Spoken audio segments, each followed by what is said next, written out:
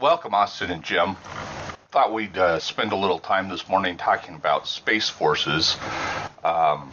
President Trump several months ago talked about creating a independent space force. This is actually something that's been in discussions for some time.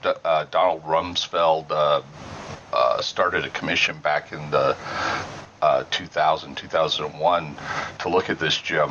What is the reasoning for a independent space force? It's the same reason that they put together SOCOM, Special Operations Command, in 1986.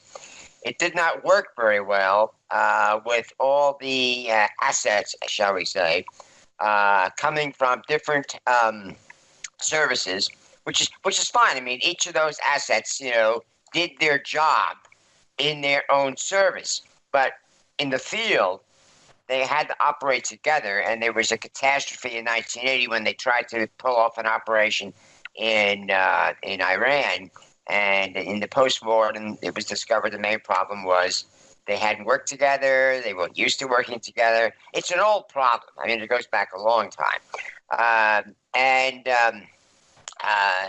The other problem is, and this is probably the major problem, is that the Air Force wanted to have the Space Force, but it wanted to treat it as a secondary operation like it does with ground support for the Army, because its main focus is on air. Now, the other services fear, and people interested in, space-related situations, especially, safety up there and keeping, protecting our space assets, mainly satellites and what have you, is that the Air Force will basically, not do the job. The job's not being done now. That's why you keep having these proposals. And the Air Force will always get in the way. So far, there seems to be no way around that. I mean, Trump, to his credit, is willing to be flexible, take baby steps, which is how he operates. Let's get something done. There's bipartisan, or there was, I don't know about the latest Congress, there was bipartisan support in the past for this. I mean, it's a widely recognized problem. However, the Air Force can be very much of an obstacle. They did this with the Cyber Force.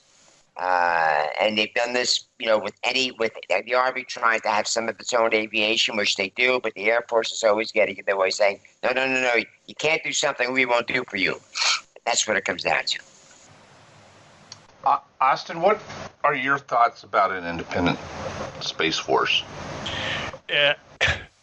Jim's giving you the problems, the bureaucratic problems, or the inter-service rivalry issues, and the one of the solutions.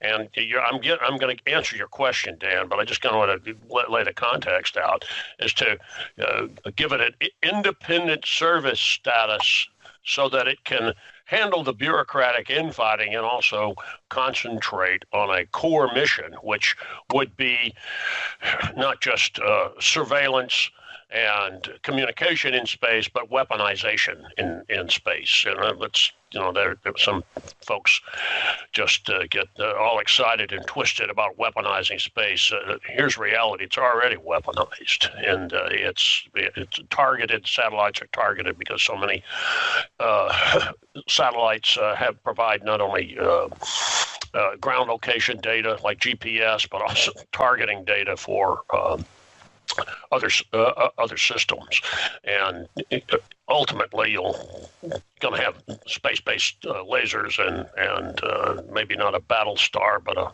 battle station in orbit somewhere, a mobile one. That would those argue for an independent service. Now, my own thoughts, though, is that Jim said that President Trump is out making baby steps. I think that the way this should be organized to begin with is an independent Space Command along the lines of SOCOM, as Jim described what was done to create Special Operations Command. I would have elements of all services in it because all services rely on space. And I would find officers who are in to staff it who are committed to purple type joint operations. They do exist. Now, for 4 years, I had a mobilization augmentee slot and what during the Clinton administration was called the Ballistic Missile Defense Organization, BIMDA. It was SDI, Strategic Defense Initiative, and now it's Missile Defense. And Missile Defense, there were, I think, only 3 reservists in it at the time. It was all regulars otherwise. The officers I worked with had that kind of mentality. Navy, the section I was in, J3, and I was a lieutenant colonel at the time. I had the strategist slot, is what I had, was actually run by a Navy captain who had been commanding a guided missile cruiser, and he had a very good background in physics and mathematics and was engaged in trying to build organizations that integrated Navy anti-missile fires with the Army's anti-missile fires, and also those that were in the pipeline. We had Air Force at the time working on, remember the airborne laser, the 747 with the chemical laser in the nose, a lot of experimentation with it. Of course, we never deployed it, but learned a great deal about the problems of trying to fire lasers long range through the atmosphere. And you'd hear Air Force officers and Army officers and Navy officers saying, gee, wouldn't it be nice if we could shoot down from outer space to take out an enemy ballistic missile in boost phase or even on the pad? That was forbidden in those days. It still is. Let me put it this way: it's less forbidden now. Now, what I'm describing is the kind of independent command, special command, space command that would bring all these assets together, bring expert officers and civilians together, and be able to develop the kind of space force organization where you get the most out of your assets because they're organized and they're synergized. So, Dan, I've described a process that I think ultimately would lead to an independent service. But the thing is that who's going to be running the Starfleet cruisers? Are we going to call them ships like the Navy? Or are they going to be Air Force crews? I don't think it's, Starship Troopers, the Heinlein novel, is based on an Army Airborne Ranger company, and they're coming out of the starship to, what are the spider people in one of the on one of the planets that they get involved in an operation, but they're Starship Troopers. They're not paratroopers. So that's, of course, going into science fiction, but we're on the edge of having those kind of science fiction capabilities. And you're looking 100 years, 150 years into the future.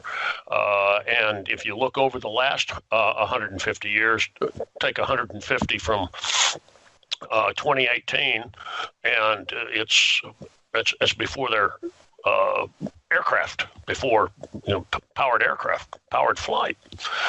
There was no Air Force in 1870. There were balloons for observation balloons, but there was no Air Force. So a space force that evolves maybe over the next decade, next 2 decades, I could see that as an independent service. I don't think the time to do it is now, because I think you've got to experiment with and work out organizational work through the organizational problems. Also help identify what the kind of technological solutions that we need. So I gave you a long answer to what I think about it. I've thought about this, and again, as you pointed out, there other defense officials in the past have suggested it. I believe it was discussed in the late 1950s and early 1960s. Of course, it was treated as a science fiction idea, but that was during the excited days of Mercury, Gemini, and Apollo and NASA. And of course, NASA was a civilian agency. Ostensibly civilian agency, but look at where the pilots came from: the Marines, Air Force, and Navy. So anyway, that's my thoughts. My thoughts on it. Jim, now part of the suggestion is that they roll the National Reconnaissance Office also into Space Forces. Why is that? Well, because one of the most effective operational services, as it were, that we have up in space right now is the space satellites. It's been that way, I guess since the 1960s, 1970s. That's where most of the money is gone, and that's where most of the results have come from. However, we should point out that it's been a constant problem for especially the ground forces, that they had a very difficult time. Actually, it was impossible to get information from space, sensors, cameras, what have you, in a timely manner. And this was made clear when Google Earth showed up in 2004, 2005, and troops finally found that, hey, we can get what we need from Google Earth. We don't need the National Reconnaissance Office. And this created a lot of the, how should I put it, bipartisanship in Congress, because everybody had, constituents who were in the services, who had been in combat, and had run up against the brick wall created by the National Reconnaissance Office bureaucracy. Now, if you have a space force which draws its people from all the services, you have a situation similar to the Marines and air support. The Army constantly complains that they don't get, the kind of air support they need from the Air Force, because air support is considered a secondary function for the Air Force. The Marines, on the other hand, have their own aircraft, Marine pilots who have served in the infantry. They get much better air support, often with fewer aircraft available than the Army technically has, because it's our guys up there in those aircraft. Same thing with the Army with their helicopters. If you really got to get it done, you call the Army helicopters. Those are Army guys up there. They're with you, et cetera, et cetera. The Air Force never got it through their thick skulls that there is an ownership problem. The Air Force wants to own it simply because, bureaucracy measures its performance by how bigger it gets. And that seems to drive a lot of Air Force decisions. But on the battlefield, the other services say, hey, look, we have real needs, and you are technically in charge of them, or you are like National Reconnaissance Office, and you're not performing. And no matter how much we get in Congress, and this was the case after the 2003, 2001, when you had Army generals, in there testifying that, and at this point, because of the internet, these Congress people already had plenty of feedback from the users, as it were, the troops. So, it was just, how should I put it, confirming what their email or mail was saying, that it wasn't working. And what really made it work was Google Earth. They say, hey, look, guys, you want more money for another satellite? Oh, wait a minute. We're getting it from commercial satellites. Why should we give you all this money?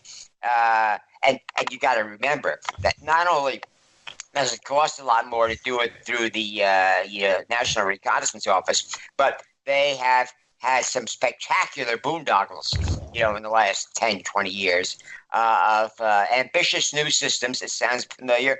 It's a thing the Air Force excels at. And whereas in the commercial services, as we're seeing right now with SpaceX, that if you have competition, which you don't when there's just armed and military contractors doing the work, suddenly things are much more efficient, and the Air Force seems to consider that very much of a secondary consideration. What the Air Force is defending, and they never say this, is the Air Force. True. In fact, I think about 80% of the space, what would be the space budget, resides in the Air Force right now.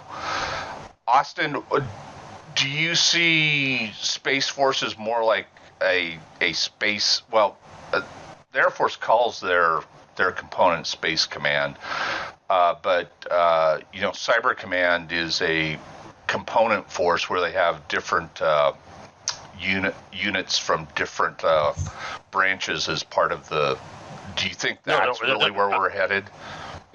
Dan, I go back to what I said earlier. I guess I said that this Space Command that I envisioned was independent along the lines of SOCOM.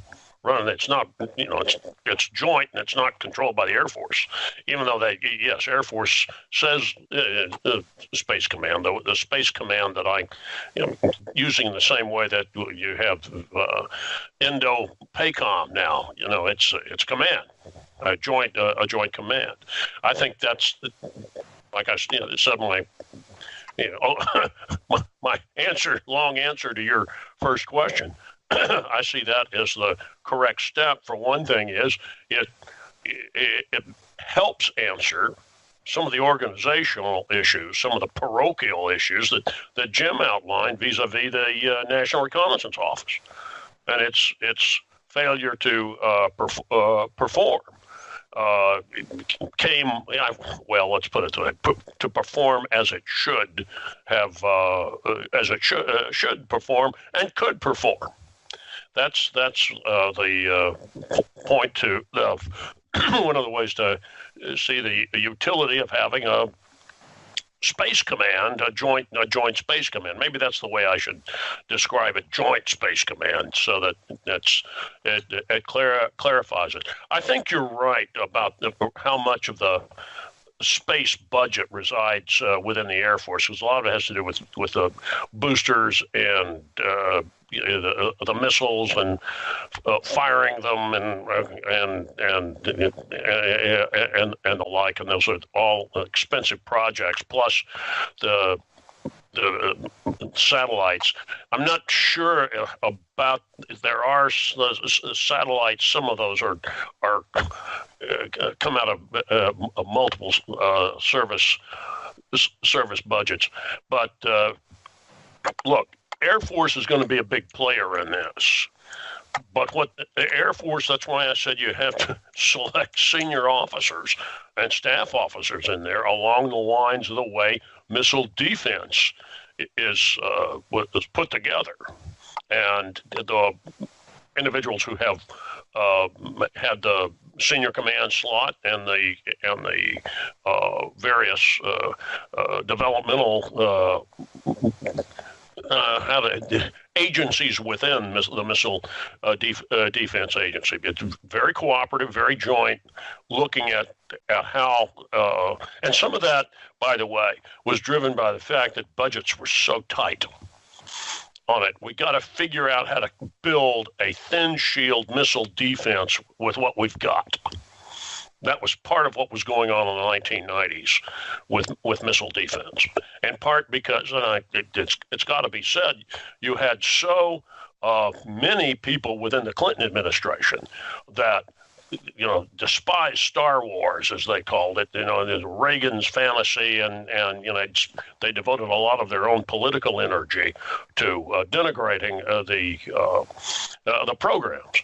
They're still doing it 10 years later. You don't hear that mentioned now because it's inconvenient, but that was the slender budgets and lots of political pressure, and you had officers within it who said, this has got to be done. So how do we do it? Space Command needs to be staffed with that kind of personnel, and that's then. As for all of the other budgeting, remember, the Pentagon itself, the Department of Defense civilian agency, Congress actually holds the purse strings. And even though right now it's channeled through the Air Force, maybe it's not channeled in the same way. Now, the Air Force can scream that its budget's cut, but then wait a minute. Now it's being pushed into a joint command that look, and I'm just saying that there is another option of doing it and calling it an agency too, even though it's a military agency. Then that's the way the budget the budget is divided. So the Air Force isn't getting the quote unquote budget chop. Believe it or not, Dan, within the U.S. government, that's a big deal. Because the bureaucrats pay attention to that. So do the services. I'm not anti-Air Force, and neither is Jim. It's just that you're in the case of space forces. We're not getting and have not been getting the kind of performance we should get or could get, and that's why Trump's picking up on again something that has some deep roots. We definitely know what Rumsfeld wanted to look at it, and Jim described the situation of 18 years ago, 17 years ago after 9/11. But there had been people thinking about this. Very, very capable people saying, this is something we're going to have to look at because of what space is. It is a military frontier, a communications frontier, commercial frontier, and at some point there's going to be. We have to think about it in terms of defending it. I'm not saying necessarily conducting offensive operations, but look, we've shot down, we've fired ASATs, anti-satellite missiles. Chinese experiment with it, and that's an offensive strike at surveillance and communication assets. So that isn't new. That isn't those systems and those tests are not new. Now we've come to a place where there is such dependence on many of the systems that are in orbit on space-based systems, and that we have to make certain that the organizations that have interests and defense responsibilities perform and do their job, and that argues for a joint command. It may ultimately argue for an independent service, and after that long answer I gave you initially, that's I see it. I do see that coming at some point. Part of the technology, and also where what kind of now less science fiction, more science fact systems that could be deployed in space. Did that answer your question? I think it did. Yeah. Jim, one of the things we've seen is China putting a big push into their space efforts. We've written recently about their new GPS system.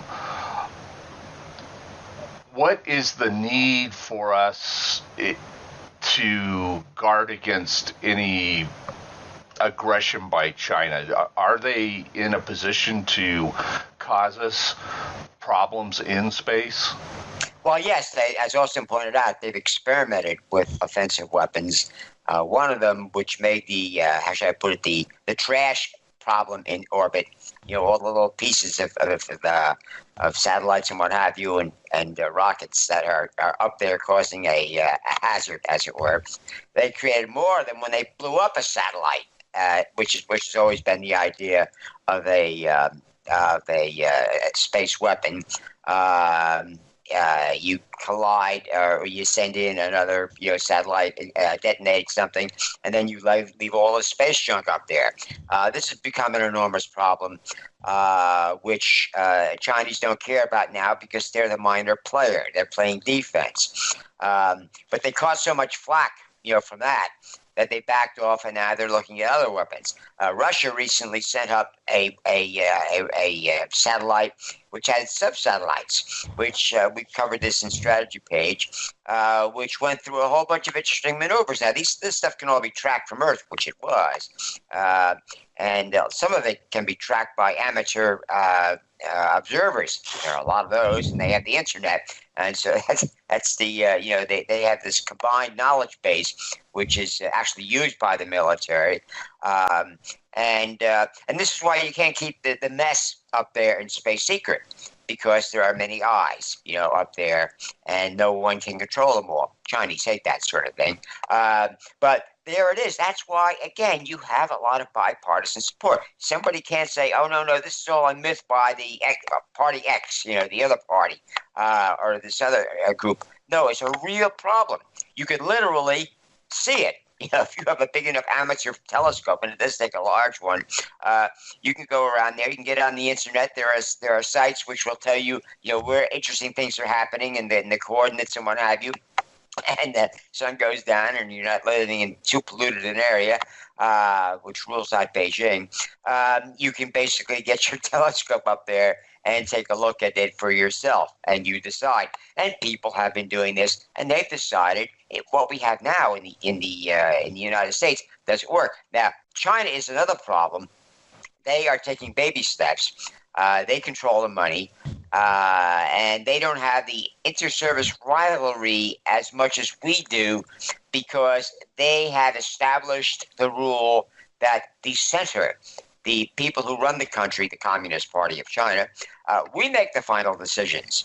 So, all the senior officers have to kowtow not to Congress, but to the bureaucrats in the Chinese Communist Party. It's basically the old imperial system. So nothing has changed in China for 5,000 years.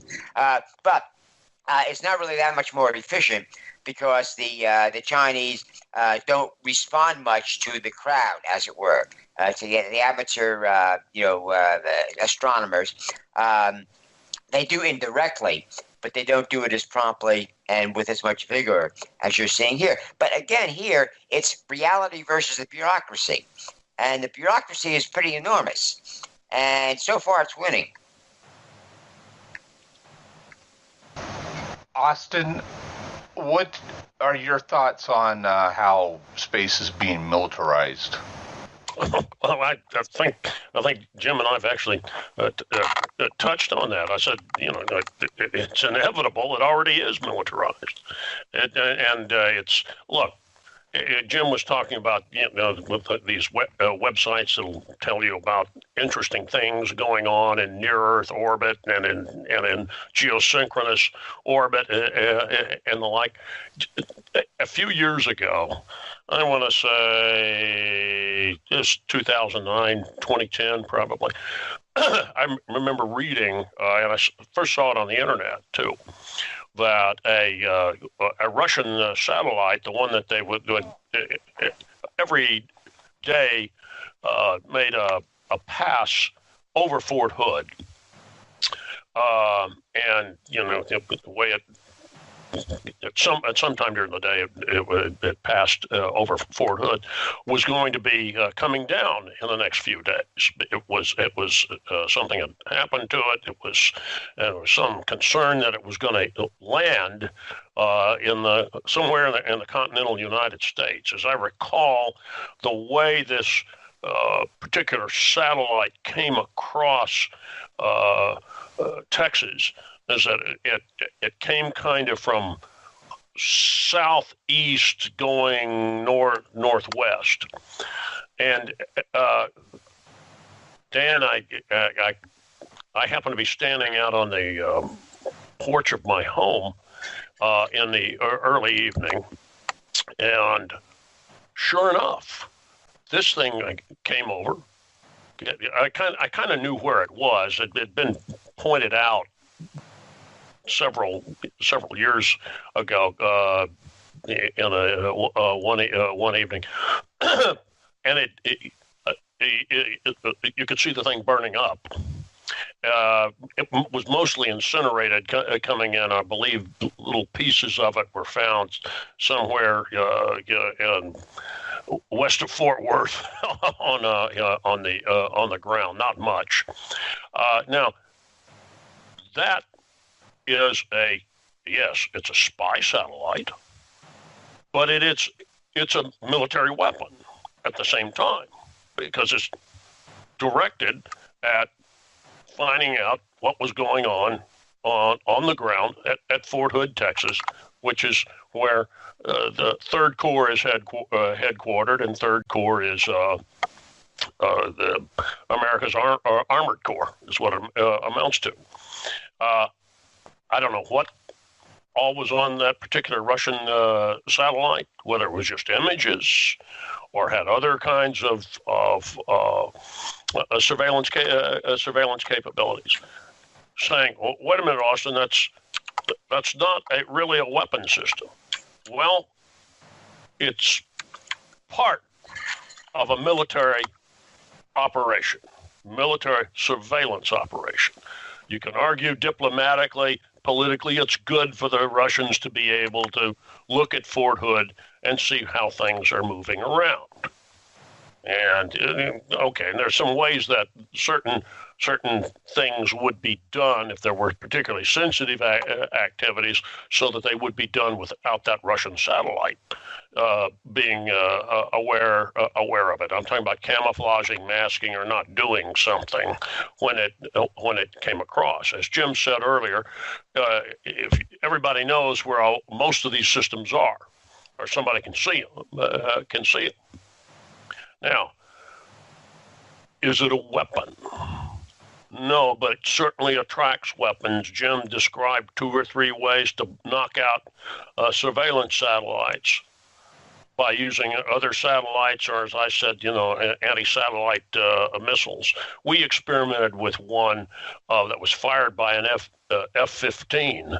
And the F-15 was in a direct, like a ballistic climb itself, so that it was essentially boosting this this missile, and it was fired at one of our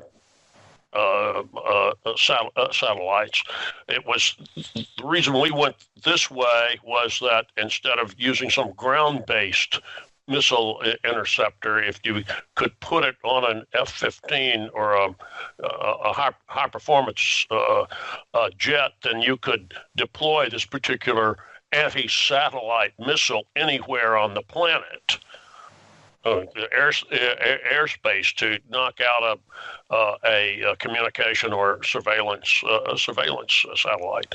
Now, remember something else I said too about what airborne laser experiments confirmed.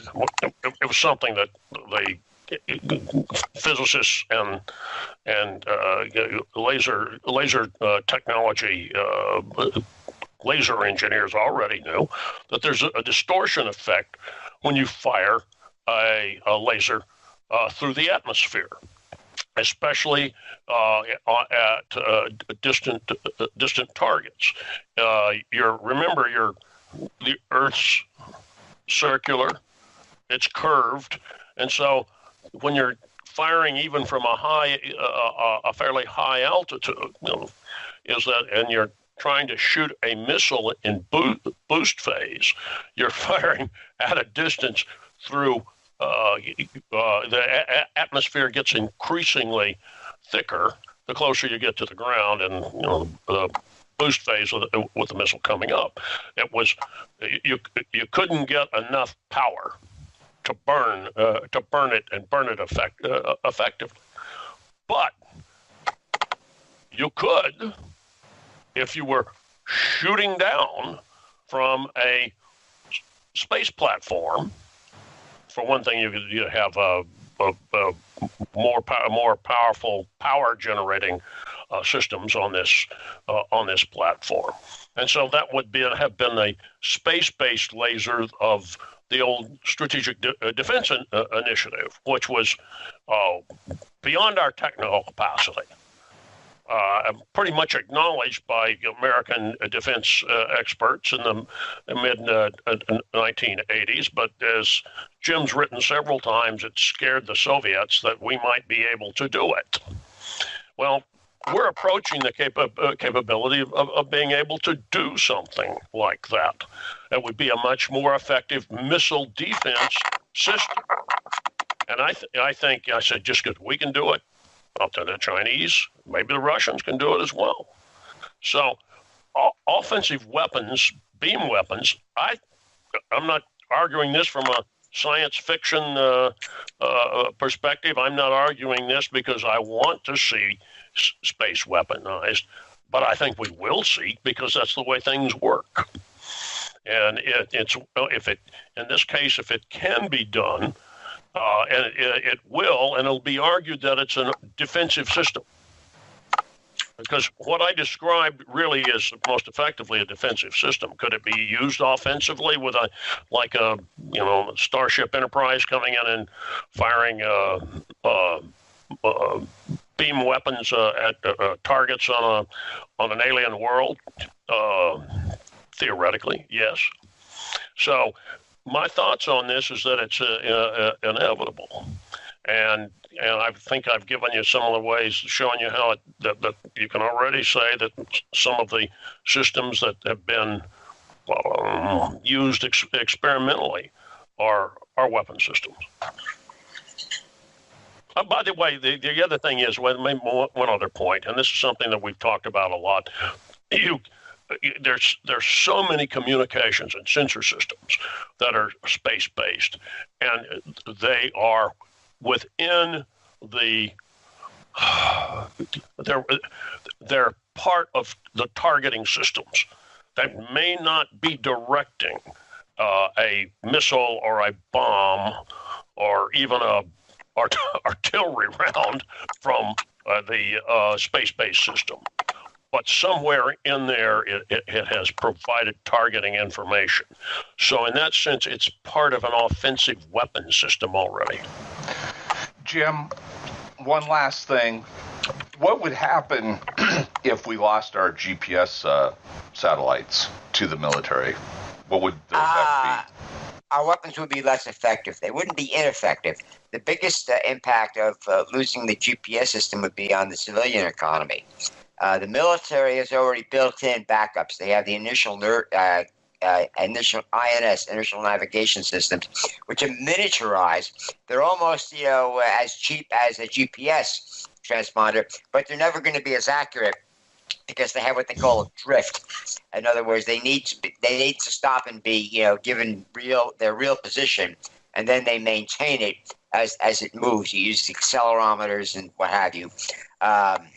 It's the same sort of technology that exists in some smartphones already. But it's the civilian economy that is so dependent upon GPS, plain old GPS, not militarized, GPS with backups and what have you. So it wouldn't affect, it would affect the military, because if the civilian economy is all fouled up, that's going to mean there's going to be less logistics and other support for the military. So it does indirectly affect the military, but directly the military has prepared itself.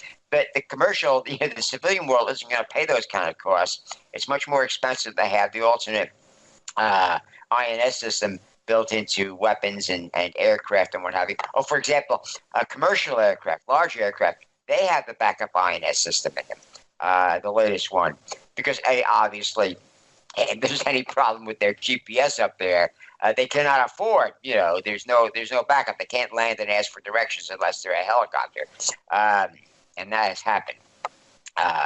So Yes, it will hurt us, but not in the way a lot of people tend to think. They say, "Oh my God, our smart bombs won't find the target anymore." I said, "Oh yeah, they will. They just won't hit as accurately. So there'll be more civilian casualties or whatever. I mean, it'll be less effective, but they won't be ineffective. So there you go. Everything's a matter of degree." Dan, let me make a real quick comment on that too. This has been a discussion in the Army and the Marines. I know what happens if we don't have GPS applying to us. And I said, this is why we still teach soldiers how to read a map, and why orienteering with a compass is still a good thing to know and learn. How you can get by without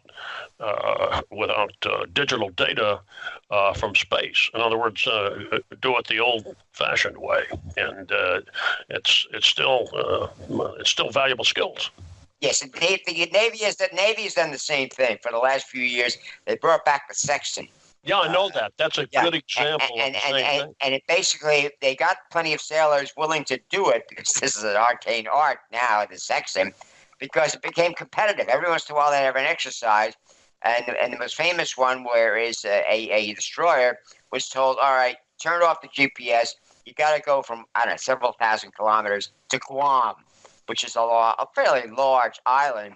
And the Navy destroyer, using the old-fashioned way, which was the only way, 30 years ago, they came within 7 kilometers of where where GPS would put it, but it was close enough for somebody to say land ho. I don't know if they actually had that too, but anyway, they came close enough to get be able to do a visual, as it were, as Austin was pointing out. The Air Force even has started doing this. They don't have the problem with their fighter bombers and what have you, but with their long-range bombers, if GPS goes out, they have to rely on the inertial navigation system, which has drift, especially over long distances. And they recently shut down a large chunk of northern Montana. It's a large Air Force range anyway, but they got permission to basically tell any commercial aviation, send them a note time, stay out of here. GPS won't be working for X number of hours. And they sent in 10 long-range bombers of B-52s, B-1s, and B-2s, all flying in just on INS. And when they got there, they were expected to use the old-fashioned way of finding out, where the hell are we exactly? Because in the old days, the Air Force also used the sextant. But if they were going to hit a target, they get close enough, so to speak, with the sextants and what have you. But then they finally had to look at the ground and say, well, where exactly is this thing we're trying to hit? And this exercise was held, I think, in October. And again, it was competitive. It got the crews going. Said, well, hell, we can do this, and we may have to. So let's be good at it. So as Austin points out, the old ways are still around, and the armed forces have found out that it's not a big deal just to add it back into the training, because the troops basically understand, and they just like learning another skill, which is back to basics. Look, orienteering is kind of fun. When you're given a map, right? It's kind of fun. It is. Exactly, and that's it. The Marines learned that a long time ago. Find out what the troops enjoy that is also military useful, and they put that into the training. The Army finally caught on. As long as they keep using it to some way at some time, they can retain those skills. It is a skill that needs to be practiced, though. Yeah, and what they do is... Having gotten lost a couple of times orienteering, I know. Yeah, well, they have competitions. So all you need is a couple of guys who know what they're doing in a unit, and that'll get you through. But the Air Force, for example, I had these 10 bombers from, I don't know, at least 3 different squadrons. But you better believe they were all competitive. All of them wanted to be, the most accurate. And the Navy had the same thing. All right, you guys, you 5 ships, you're going to go from the middle of nowhere to, this island in the middle of nowhere. Who can get there most accurately? and that gets the blood going, and that's all it takes to get good training. Look, let me say something for the Army on here, Jim. When I was both a cadet and a lieutenant, we would in training before deploying to my first unit. I must have gone through 8 or 9 at least orienteering exercises where we're given a compass, and in fact, one of them was about a 12-mile problem. That kind of distance, which obviously took a greater part of the day, and it was fun. Because on that one particularly, the weather was good. Sometimes when the weather's bad, I participated in one that was going on in a rainstorm at night, but it was, and therefore you had to go through the deal of throwing a poncho over and using the light, your flashlight to do the compass reading. Now that was, but those are good skills, and those didn't disappear until after. I'm not even sure they ever totally disappeared, because but after GPS comes in and everybody's got a GPS, and after Desert Storm, but they're coming back, and they should never have left, because you can use your electronic capabilities, and everybody, all of the troops know it.